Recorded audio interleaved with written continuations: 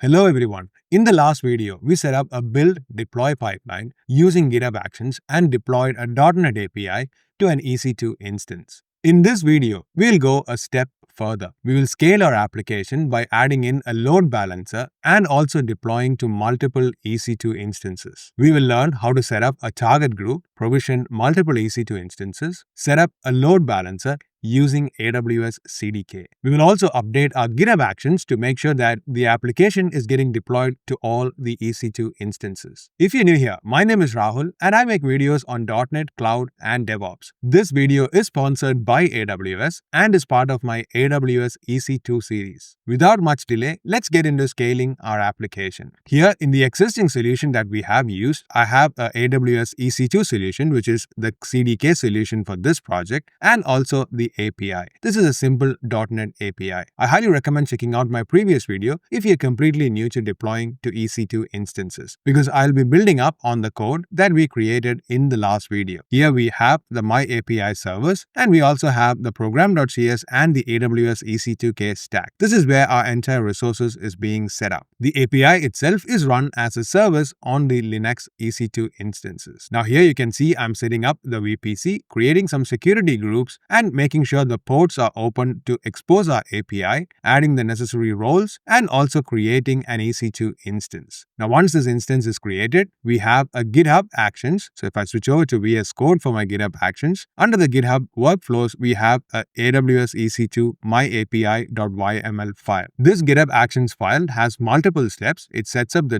.NET, it publishes, which basically builds and packages our .NET application into a deployable Linux 64 self-contained package. We then configure the AWS credentials and use that to copy the files to EC2. Once this is copied, we set it up using the systemctl and run this API as a service. Before we update the code, let's dive into a few of the key concepts that you need to understand that we will be using in this video. So in this video, we'll be adding a second EC2 instance, introduce a load balancer, and also create a target group to register both instances. There are quite a few new terms in here, so let's understand them better. What is a load balancer? A load balancer distributes the incoming traffic across multiple targets. So this sits between the client and the EC2 instances. Now, load balancers are great and it supports for health checks, routing rules, and also SSL termination, which basically means your certificates can be configured on the load balancer and then it can talk within the internal applications any way it needs to be. There are a couple of load balancer types that the ECS supports, which is application load balancer, network load balancer, and also gateway load balancer. Now in this specific video, we will be using the application load balancer, which is basically for the HTTPS traffic. By adding a load balancer, we can distribute the traffic between the multiple EC2 instances. We can also centralize the health checks and the routing information into the load balancer, and this enables us to do horizontal scaling. By horizontal scaling, it means when you have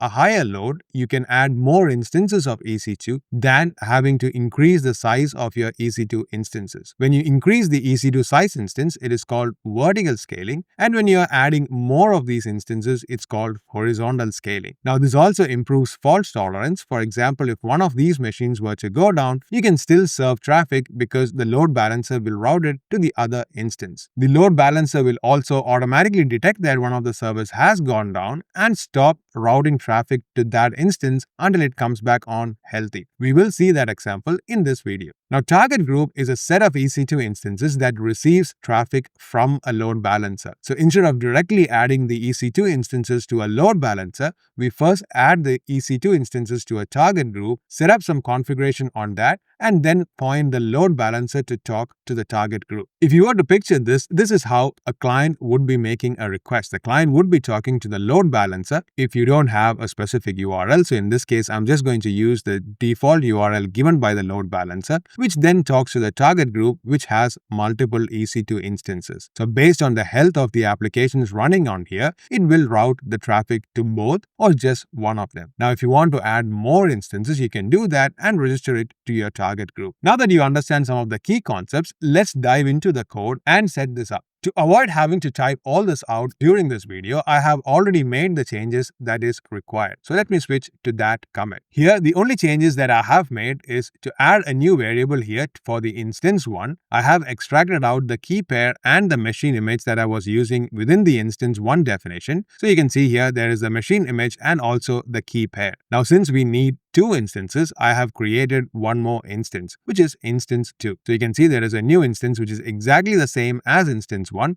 with just the name is different. So once this is set up, we can set up a load balancer. Now, setting up a load balancer is easy using CDK. So all you need to do is create a new class of application load balancer, specify the name, and also specify some properties for that. Now here we are again specifying the same VPC. The internet tracing is true, and also specifying the security groups. Now, security group we've already defined up. Once the load balancer is created, we can create a listener and add that to the load balancer. So using the load balancer.addListener method, we can create a listener on port 80 and set this open to be true. After that, we can create a target group using the application target group. So in this, we are setting up the same VPC, the port as 5000, and we've also specified the protocol as HTTP and setting up the target type as instance, which means we will be explicitly adding instances to this target group. Now, we're also specifying a health check endpoint, which for now I have set it up as the weather forecast endpoint. Now, you can use special health check endpoints, which I have covered in the ASP.NET health checks video, and you can configure that in your API and set that endpoint in here, which means we will have a proper health check for our application. I will be walking through this in a future video, but for now, we'll set it up just on the weather forecast endpoint. So as long as I'm able to hit this endpoint, it means the application is healthy for this example. Now, this again is on the port 5000, so that's being configured, and then we are adding the 2 targets into the target group. So we use the add target and specify instance 1 and instance 2. Finally, we need to wire up the listener, which is on the load balancer, to this new target group. For that, we need to specify the add target groups and specify the target group that we are looking at. So once all this is done, I'm just outputting the load balancer DNS name. Now, this is the entire CDK code that is required to do our complete setup, which is add a load balancer, a target group, and also register multiple instances into the target group. Once the changes are made, you can run CDK deploy from your command line, and this will deploy the updated stack onto your existing stack from the previous video. Now, I have already done this to save us time because this does take quite a few minutes to run this and set up the entire resources that we require. So if I switch into AWS console, I can walk you through the different resources that it has set up. So let's go into the cloud formation, and you can see under the AWS EC2 stack and resources,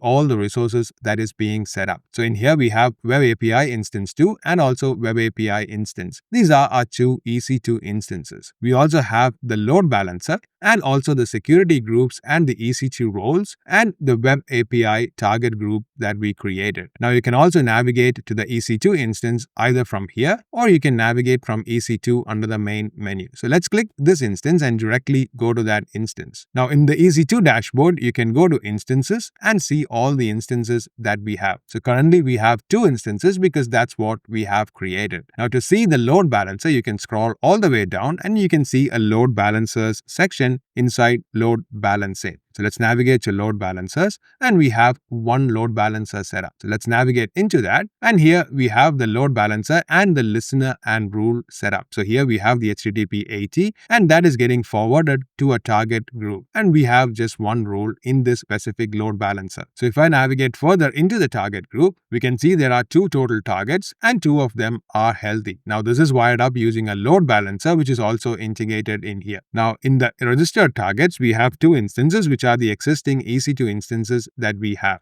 Now, this is all showing as healthy because we have a health check configured here, which is for the path weather forecast and on port 5000. Now, you can see there is a timeout of 5 seconds, and this polls every 30 seconds. So, every 30 seconds, it will make a call to the weather forecast and wait a maximum for 5 seconds. And it has to do 2 consecutive health checks for it to say it is unhealthy. So, once the instance goes down, it will have to poll for 35 seconds into 2, which is around 70 seconds to know that it is unhealthy. Now you can adjust this to a lower value so that you can instantly detect when an instance goes unhealthy. This is completely based on your application requirement. Generally, I would recommend keeping this to a lower number so that you can immediately detect that the instance has gone unhealthy and switch that off from the load balancer sending requests to it. Now with our resources all set up, let's update our GitHub Actions to deploy this application. So if I switch back into my VS Code, you can see here I have made also a few changes to the GitHub Actions. So the main change is to copy files to EC2 instance 1 and also duplicate this exact same script to copy that to an instance 2. So you can see the exact same script is being duplicated so that we can deploy this to both the instances. Now I have specified the EC2 host so that it can add the EC2 host 2 and deploy that using the username for that specific machine. Now I have used the same key pair to both these machines, so I'm using the exact same key in this specific scenario. Now similarly, in the first step, this is talking to EC2 host 1. So these two steps deploy to the two EC2 instances. Now in this specific case, since both of these steps are part of the same job, it is going to get deployed one after the other, which means it will also increase the time. Now you can split this out and deploy this parallelly so that it happens at the same time deploying to multiple EC2 instances. This is an easy way to speed up your GitHub Actions pipeline. So let's navigate into GitHub and navigate to the AWS EC2 repository, which is available publicly, where all the source code is available. So under settings, I have set up the new keys that is required under secrets and variables and actions. So you can see here we have the various keys that is being set up for EC2 host 1, EC2 host 2, and also the username, which is the same for both of these hosts. With all that set up, we can push and run this code. So if you navigate into the actions, I have already done that as well because this took around 11 minutes to run. So if I navigate into this, you can see the different steps in the build and deploy. So we have the configure AWS credentials, copy to EC2 instance 1, and also copy to EC2 instance 2. What this is doing is copying the entire package, which is runnable self-contained, so that we don't have to install .NET or anything additionally on the EC2 instances. Now once this is run, it will serve up as healthy, which is why our two instances are showing as healthy in our application. So if I navigate back to the load balancer, you can copy this DNS name from here and let's navigate to that /weather forecast. Now you can get the API information from here. So if I refresh this, this is going to keep serving us traffic. Now since the exact same application is deployed to both these machines, I cannot tell from here which is serving what request. So this is getting load balanced between the two instances that we have using the load balancer. Now to see what happens when one of these machines go down, so let's navigate into one of these machines. So let's go into targets, let's go to this EC2 instance, and let's go into the connect to understand the info. So you can use the connect using SSH and the key pair. So let's navigate to my command line and paste this code and connect to this EC2 instance. Now I am connected to this EC2 instance. So if I list the directories, you can see there is the My API application. Now to stop this application, we can use sudo systemctl, say stop, and specify My API. So this is how we have registered the service. Now this service is stopped. Now if I navigate back into the target group, now since this has a interval of 30 seconds and a timeout of 5 seconds, this is going to wait approximately for 70 seconds before it detects that this instance is healthy. During that time, if I navigate to here and start making a request, you can see one of these requests was returning a 502 bad gateway. This is because it served the traffic to the unhealthy instance because the load balancer hasn't detected yet that this instance is unhealthy. So if you see in the target group, you can still see that this is still showing 2 as healthy because it hasn't passed the 70 seconds. This is one of the reasons we need to adjust this interval so that it is in a much shorter time period so that it detects the unhealthy as soon as it goes unhealthy. We will see this more in a video where I explicitly set up the health check endpoint and wire that up to make this much better experience. Now the load balancer has detected that one of the instances is unhealthy and now it will not route the traffic to that anymore. So if I keep refreshing here, you shouldn't be seeing any 502 bad gateways anymore because it is not going to route the traffic to that specific instance. So now if we come back to our console and start back the server, so let's use sudo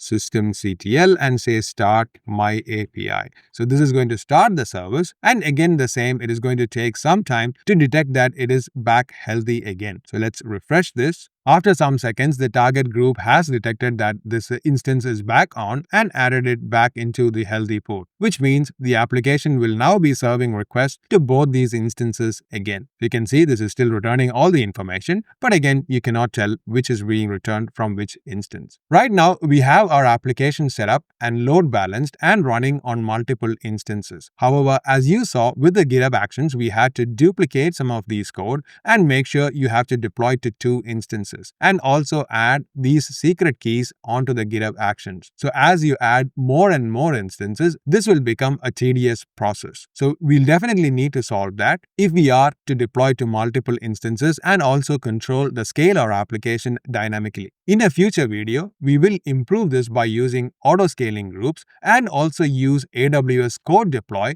to help us with the deployment of these applications. If you want to be notified when that video comes out, please make sure to hit that subscribe button. If you like this video, please make sure to hit the like button. It will help me to grow this YouTube channel. Thank you and see you soon in the next video.